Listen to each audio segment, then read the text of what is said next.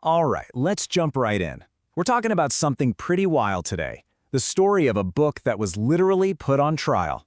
I'm talking about Gustave Flaubert's masterpiece, Madame Bovary, and the absolutely sensational courtroom battle it sparked back in 1857. I mean, how does that even happen? How does one of the greatest novels ever written end up in court charged with crimes against morality? It sounds crazy to us now, right? But this wasn't just some straightforward legal case. It was a huge cultural moment, a mystery, really, and people are still trying to figure it out. So what was really going on? So get this, the official charges were for outrage to public morality and religion. Just let that sink in. I mean, wow. The stakes for Flaubert were, sky high, and the accusation itself, it was just a stunning attack on a book that we now see as an absolute pillar of world literature. Okay, so let's break this down. First up, the prosecution's case. How did the government try to convince a judge that a novel was a danger to society? Because that's exactly what they thought it was, a genuine threat to the very fabric of France.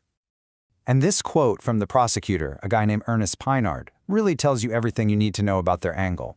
He said the problem wasn't just a few naughty scenes here and there. Nope.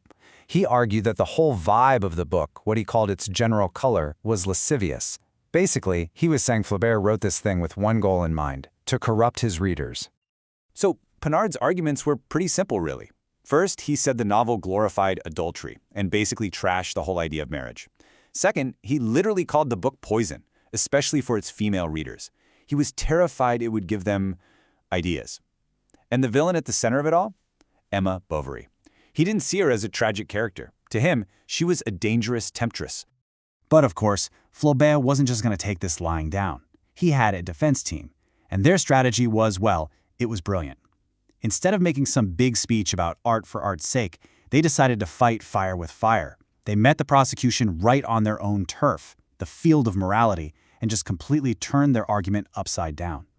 Flaubert's lawyer, a man named Jules Senard, stood up and said, "You've got it all wrong. This book isn't promoting adultery." And this quote here just nails his point.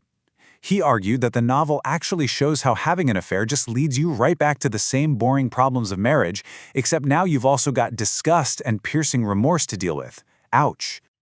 So, you see the move they made? The defense's whole game was to argue that Madame Bovary is actually a super moral book. They painted it as a cautionary tale. Look, they said, Emma isn't some hero to look up to. She's a scapegrace, a mess-up. Her whole life is a giant lesson in what not to do. And hey, she gets punished in the end, right? Horribly. It was basically a crime doesn't pay defense. So the whole trial really comes down to this, doesn't it? Two totally different ways of looking at Emma Bovary. Was she a dangerous temptress or a cautionary tale? But what's so wild is that both sides were arguing on the same terms. They both agreed the book should have a moral lesson. It's like they were playing the same game, they just couldn't agree on who won. Okay, but here's where it gets really interesting. What if both of them were wrong? What if this whole debate, is it moral, no it's immoral, was completely missing the point? What if the book's real offense, the thing that made it so deeply unsettling, was something else entirely? So one historian, Dominic LeCapra, has this amazing analysis. He says the court treated the novel like an ordinary crime. Like somebody broke a specific rule, they judged it the way you'd judge a robbery or something, but with words instead of a weapon. But LeCapra argues that's not what was happening. The book's real offense was something he calls an ideological crime. And trust me, this idea changes everything. It gets right to the heart of why this novel was so shocking and frankly so threatening to the people in charge. So what on earth is an ideological crime? Okay, think of it like this. An ordinary crime is breaking a rule, right? Like going over the speed limit. An ideological crime is looking at the speed limit sign and asking, why is this rule even here? Does it even make sense? It's when art doesn't just show bad behavior. It makes you question the very definitions of good and bad themselves. And that is exactly what Flaubert was doing in Madame Bovary. The book just completely blurs all the neat lines. It hints that maybe marriage is suffocating and that adultery is, well, also kind of a letdown. It completely collapses the simple black and white difference between good and evil, the sacred and the profane. And if all those lines are blurry, how are you supposed to judge anyone? Even the prosecutor, Pinard, kind of sensed this was happening. He got so hung up on this one little phrase in the book, the defilements of marriage and the disillusions of adultery. He was totally outraged. He basically said, wait a minute, everyone knows it's the other way around. It's the disillusions of marriage and the defilements of adultery. The fact that Flaubert just flipped those two words showed he wasn't playing by the rules. He was rewriting the rule book. So the big question is, how did he do it? How did Flaubert pull off this ideological crime with just words on a page? Well, the secret weapon wasn't really the plot. It was how he wrote. It was all baked into his completely revolutionary style. He used this technique that we now call free indirect style. It's a bit tricky, but basically it's when the narrator's voice kind of melts into the character's own thoughts. So you're reading along, and suddenly you're inside Emma's head, hearing her feelings. But there are no quotation marks. It's all seamless. And the result?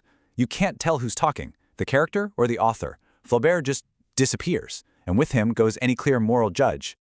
And you can see how much this drove the court crazy. I mean, listen to what the prosecutor himself said. He was so frustrated. He complained that nobody in the book ever tells Emma she's wrong. The priest doesn't, her husband definitely doesn't, and what about the author himself? Pinard just throws his hands up and says, I do not know what the author's conscience thinks. That's it. That was the goal. Flaubert had made himself totally invisible.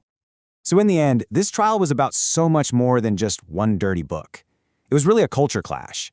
It was this moment when a traditional society, a society that loved its clear, simple rules, slammed right into a new, modern way of making art. Art that suggested, hey, maybe the world isn't so black and white. Maybe it's a lot more complicated, and yeah, a lot more unsettling. And that really leaves us with this huge question, one that's just as important today as it was back in 1857. When art stops just breaking the rules and starts questioning the entire rule book, who gets to be the judge?